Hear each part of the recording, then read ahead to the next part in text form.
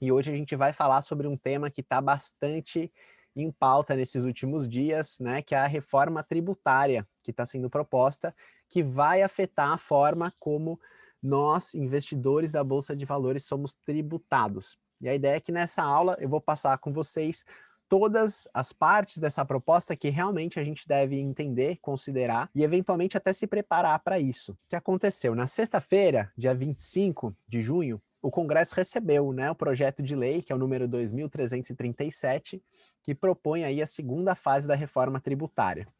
Porém, dessa vez, são propostas várias alterações que vão afetar no imposto de renda de pessoa física e jurídica, né, em investimentos tanto no Brasil quanto no exterior.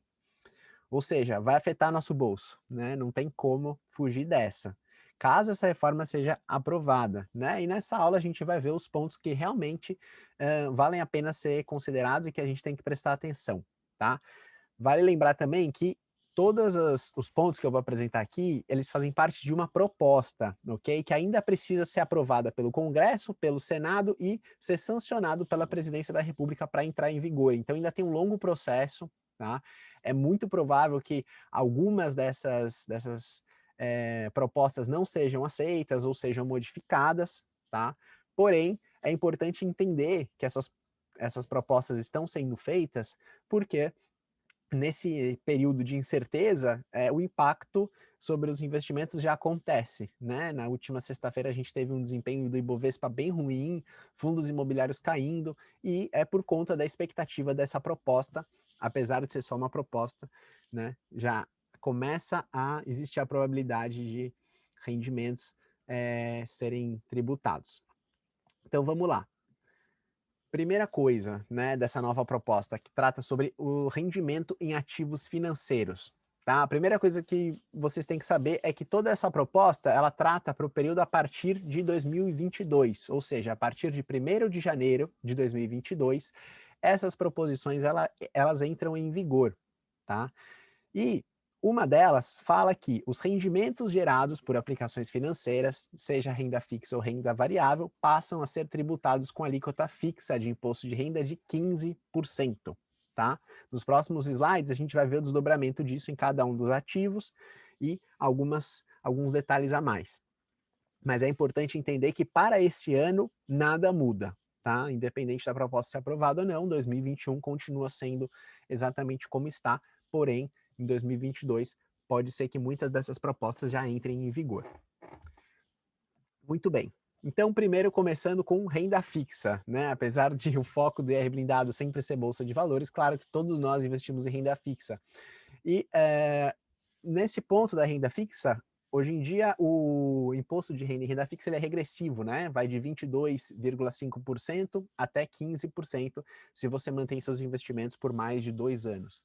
Nesse ponto é uma coisa boa que a alíquota vai ser reduzida para 15% logo de cara. Então, se você fica com investimento renda fixa só por alguns dias, alguns meses, o IR sobre o seu lucro vai ser de 15%, ou seja, vai ser um pouco menor do que é hoje em dia. E foi mantida também, de última hora, a isenção para os rendimentos de LCI, LCA, os CRIs e os CRAs, tá? Os LCIs, a letra de crédito imobiliário, e LCA, a letra de crédito de agronegócio. E o CRI, o certificado de recebível imobiliário, e o CRA, certificado de recebível do agronegócio, ok? Que são, hoje em dia, isenções bem importantes, né? Que canalizam muito recurso para tanto o setor imobiliário quanto o setor agrícola. Essas isenções foram mantidas. Muito bem.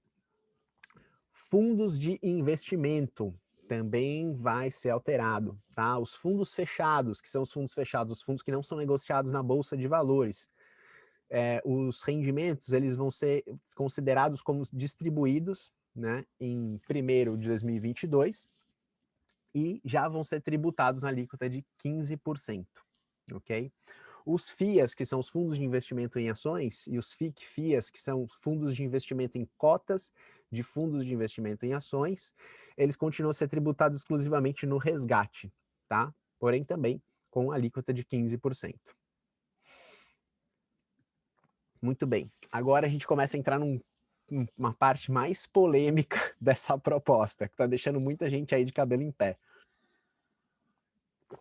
a proposta ela acaba com a isenção na distribuição de rendimentos pelos fundos imobiliários.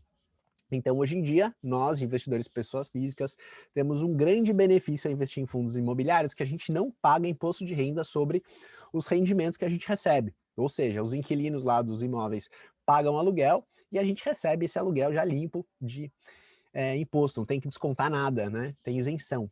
Essa proposta, ela acaba com essa isenção e a partir de agora os rendimentos de fundos imobiliários passariam a ser tributados em 15%, tá? Tanto a distribuição dos rendimentos, quanto as amortizações e quanto as alienações das cotas em bolsa, tá? Que hoje em dia essa alienação é tributada em 20%, ela passaria a ser tributada em 15%. Muito bem, então esse é um ponto polêmico, e daqui a pouco a gente conversa mais sobre ele. Ganhos líquidos em bolsa, tá? Esse aqui também é um ponto bem central e bem importante dessa nova reforma. Hoje em dia a apuração é mensal, né? A gente fecha o saldo mensal, apura quanto a gente teve de ganho ou de prejuízo e faz o pagamento do DARF até o último dia útil do mês seguinte. Com essa proposta, a apuração passa a ser trimestral, ok? Então a gente vai juntar o saldo de 3 meses, vai apurar se teve lucro, se teve prejuízo e vai fazer o pagamento do DARF. O que é bom, né? Porque reduz o trabalho. Você não precisa ficar fazendo apuração todos os meses, você pode fazer trimestralmente e já aproveita para compensar seu resultado num período maior. Às vezes a gente teve lucro no primeiro mês do trimestre, depois prejuízo. E aí pagou IR em cima do lucro que a gente teve no primeiro mês, e o prejuízo que a gente teve nos meses seguintes não pode ser compensado, vai ficar para compensar no futuro. Com isso, você já pode, né, acumular o saldo do trimestre. Então, você teve lucro no primeiro, prejuízo no segundo, não vai precisar pagar IR se o saldo do trimestre ficou negativo. Outra diferença importante é que a alíquota passa a ser única de 15% em todos os ativos. Hoje em dia, a alíquota é de 15% somente para swing trade, né? Quando você compra e vende em datas diferentes. Se você compra e vende no mesmo dia e tem lucro, isso é um day trade, é tributado em 20%. Então, tanto day trade quanto swing trade, quanto compra e venda de cotas de fundo imobiliário, vão ser sempre tributadas em 15% quando houver ganhos, tá? Então, nessa nova proposta, a Receita meio que consolida tudo numa coisa só. A gente teria que parar de fazer a separação entre day trade, swing trade e fundos imobiliários, e o seu saldo vai ser apurado em cima do total, tá? Considerando todas as suas operações. E também uma coisa que é positiva, a possibilidade de compensação dos resultados entre todas as operações de ativos, né? Então, hoje em dia, se você tem prejuízo day trade e lucro swing trade, você tem que pagar o DARF em cima do seu lucro swing trade, porque o prejuízo day trade não compensa o lucro na outra modalidade. Nesse nova proposta, os prejuízos seriam totalmente compensáveis entre os diferentes saldos, né?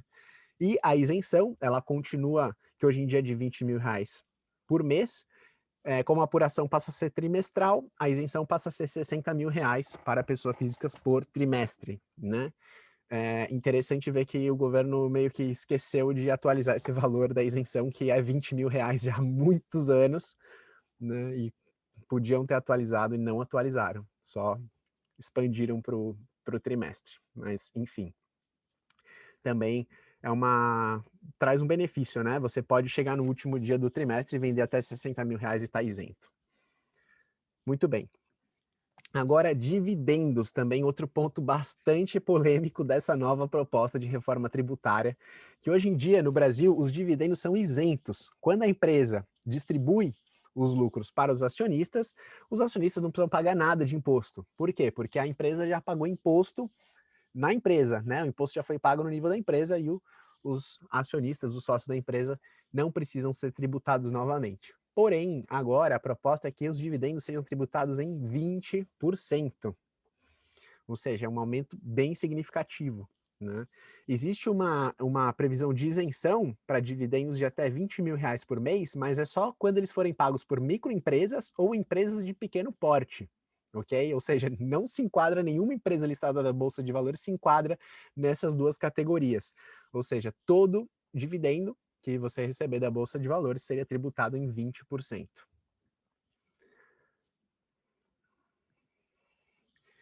Uma alteração também interessante aqui é a redução do IRPJ, né, Imposto de Renda de Pessoa Jurídica. Seria uma redução dos atuais 15% para 12,5% em 2022 e para 10% em 2023, né, uma redução de 5% do IRPJ nas empresas, tá?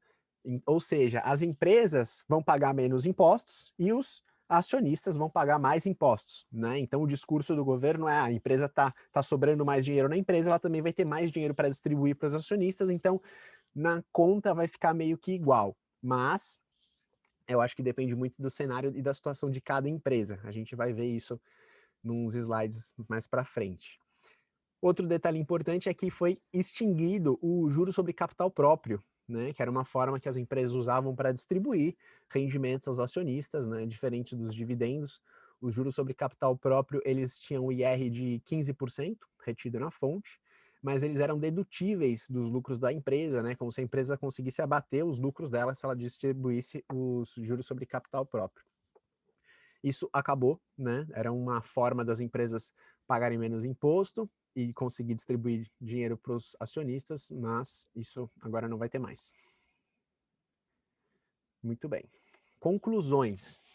Né? Então, como eu estava falando, supostamente essa reforma ela vai reduzir o imposto no nível das empresas e aumenta no nível dos acionistas. Né? A proposta é que sobre mais caixa para as empresas poderem investir em suas atividades ou distribuir para os acionistas, e os acionistas passam a ser tributados, né, em 20%.